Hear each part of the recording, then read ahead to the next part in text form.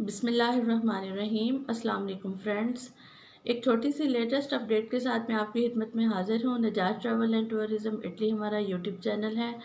Latest update आप तक पहुँचाने की ज़िम्मेदारी हम लेते हैं और अभी भी मैं एक ऐसी ही अपडेट के साथ आपकी खिदमत में हाजिर हूँ। ये अपडेट है यूएई मुत्तहिदा अरब अमारात में के हवाले से। जो लोग मुत्तहिदा अरब अमारात के किसी भी कंट्री में मौजूद हैं और वो 1 मार्च 2020 से पहले उनका वीज़ा जो है वो एक्सपायर हो चुका है या किसी भी कंडीशन में वो वहाँ पर आए थे, 1 मार्च 2020 उनकी डेडलाइन है।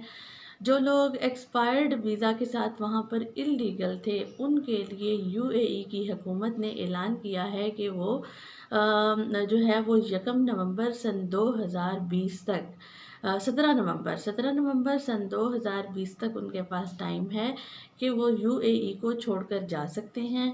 ऐसा करने वाले हजरात के ऊपर ना ही कोई जुर्माना होगा, ना कोई चालान होगा और ना उनके पासपोर्ट के ऊपर डिपोर्ट की स्टैंप लगेगी। यानी ये उन लोगों के लिए गोल्डन अपॉर्चुनिटी है जो काफ़ी अरसे से वहाँ पर इलीगल मौजूद हैं। तो दोस्तों ये थी लेटेस्ट अपडेट। इसी हवाले से सन 2007 में आए गए एक शख्स ने इस मौका से फ़ायदा उठाते हुए वो अपने मुल्क वापस चले गए हैं। 13-14 साल से वो यहाँ पर गैर कानूनी तौर पर रह रहे थे और इस मौके से फ़ायदा उठाते हुए वो अपने मुल्क वापस जा चुके हैं। और एक बात आपको और बताती चलूँ कि ऐसा करने वाले हजरात अगर वो इलीगल हैं, वो वापस चले जाते हैं तो वहाँ अपने मुल्क में रह कर वो वापस दोबारा लीगली अप्लाई करके इस मुल्क में वापस आ सकते हैं।